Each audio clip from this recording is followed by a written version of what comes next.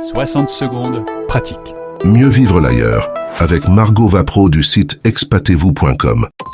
Elisabeth, qui part bientôt pour le Chili, s'inquiète. Ça m'attriste de me dire que je vais louper certains événements familiaux.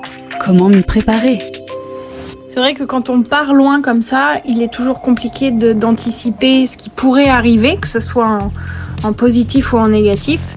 Et en fonction du pays dans lequel on se trouve, on va forcément louper des événements familiaux, amicaux, professionnels aussi.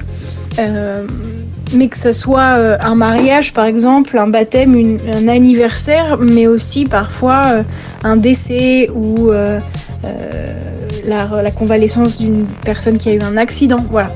Ce sont des événements qui vont arriver et pour lesquels il est important de s'y préparer. On ne peut pas s'y préparer parce qu'on ne peut pas deviner ce qui va se passer. Par contre, on peut se préparer à qu'est-ce qu'on fait si jamais ça arrive. Et pour ça, c'est intéressant de se poser avant de partir.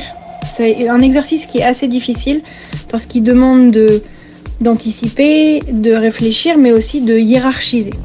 Vous allez passer en revue toutes les personnes qui vous sont proches, qui vous sont chères, les événements de vie qui pourraient arriver ou qui sont déjà planifiés, que vous savez que vous allez potentiellement louper, et vous allez les hiérarchiser en vous disant si jamais ça arrive, qu'est-ce qu'on fait pour chacun de ces événements.